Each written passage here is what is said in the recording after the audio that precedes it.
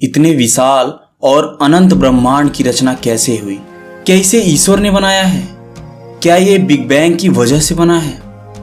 हमारे पास बहुत से तत्व हैं। अगर हम इसे तथ्यों के आधार पर कहें तो बिग बैंग की बात सही लगती है, परंतु अगर यह कहा जाए कि इस असीम और अनंत ब्रह्मांड के पीछे एक ऊर्जा या बुद्धि का हाथ है तो इस बात से भी नकारा नहीं जा सकता।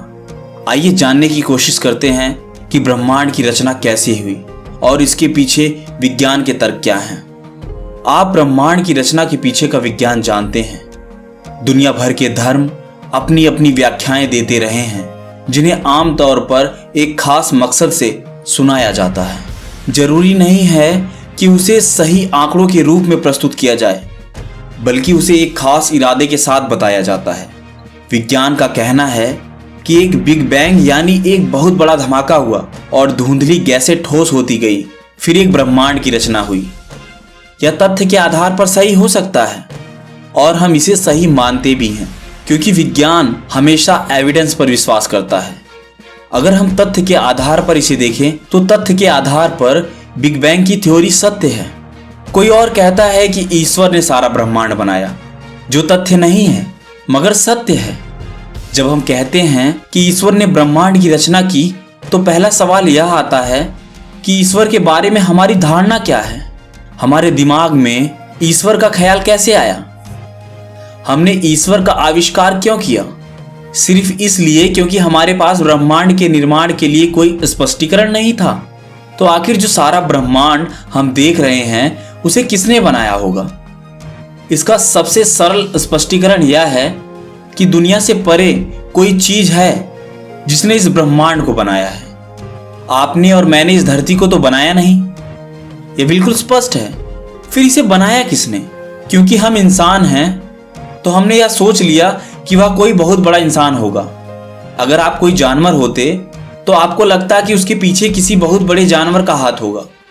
क्योंकि आप खुद मनुष्य हैं, इसलिए आप ईश्वर को एक मनुष्य के रूप में देखते हैं। ऐसा ही होता है ना हमारे साथ। हम जब भी भगवान की कल्पना करते हैं तो भगवान की कल्पना हम एक मनुष्य रूप में करते हैं। चलिए मान लीजिए अगर आप चींटी होते तो ईश्वर के बारे में आपका विचार एक बड़ी चींटी जैसा होता। तो कहीं ना कहीं यह आधार तो सत्य है कि इस ब्रह्मांड की रचना ईश्वर ने की है। तो ईश्वर को हम जो भी रूप देते हैं वह हमारी मानवीय बुद्धि है, मगर मुख्य रूप से हम यह स्वीकार करते हैं कि दुनिया से परे कोई ऐसी चीज है जिसने इस ब्रह्मांड की रचना की है। इसमें कोई संदेह नहीं है। मगर वह इस दुनिया से परे चीज है क्या?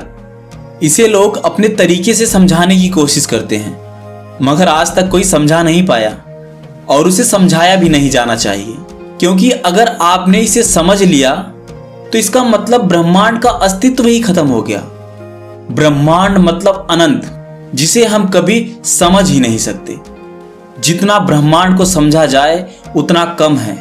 जितना हम ब्रह्मांड के नजदीक जाते जाएंगे ब्रह्मांड उतना विशाल होता जाएगा। हमसे परे किसी ऐसे आयाम ने इसे बनाया है, किसी ऐसी ऊर्जा ने इसे बनाया है। तो यह बात तो साबित हो जाती है कि हमसे परे किसी अन्य आयाम ने इसे बनाया है। दूसरी बात यह है कि जब आप पैदा हुए थे तो आप ऐसे नहीं थे। आपके पास एक छोटा सा शरीर था। फिर यह शरीर इतना बड़ा कैसे हुआ? इसका निर्माण अंदर से होता है या बाहर से? इसका वास्तव में जवाब है अंदर से। आप भोजन के रूप में कच्चा माल इसे दे रहे हैं, मगर चाहे आप कुछ भी खाएं वह भोजन इंसान बन जाता है। यानी आप कुछ भी खा रहे हैं वह हमारे शरीर में यूज हो रहा है और वह हमें एक इंसान के रूप में प्रदर्शित कर रहा है। यानी इसमें एक खास बुद्धि, काबिलियत और ऊर्जा है जो रोटी के एक टुकड़े को इंसान बनाने में सक्षम है। आप चाहे कुछ भी खाएं वह चीज इंसान बन जाता है। तो क्या इस बुद्धि, काबिलियत और ऊर्जा से, जिसे आप ईश्वर कहते हैं, हर चीज की रचना नहीं होती? इस अस्तित्व के आधार को आप ईश्वर कहते हैं। यह सिर्फ एक शब्द है। आप चाहे उसे ईश्वर कहें, शिव कहें, राम कहें, चाहे जो भी कहें, मुख्य रूप से वह इस ब्रह्मांड का आधार है जिसके लिए आप उसके सामने झुकते हैं, क्योंकि वह आपसे परे है आप उसे समझ नहीं पा रहे हैं। जिस चीज को आप समझ नहीं पा रहे हैं उस चीज के सामने आपका नतमस्तक होना स्वाभाविक है। अगर हम इसे एक दूसरे तर्क के हिसाब से समझें कि ब्रह्मांड का जो आधार है वह इंसान में ही है, तो एक सवाल आ जाता है, तो क्या वह ब्रह्मांड अभी भी आपके अंदर सक्रिय है? आपके शरीर के अंदर आपका लीवर जो काम कर रहा है, क्या उसे आप चला रहे हैं या कोई और चीज उसे चला रही है? जिस ऊर्जा ने इसे बनाया वही इसे चला रही है, आप नहीं। तो ब्रह्मांड का जो आधार है वह यही है।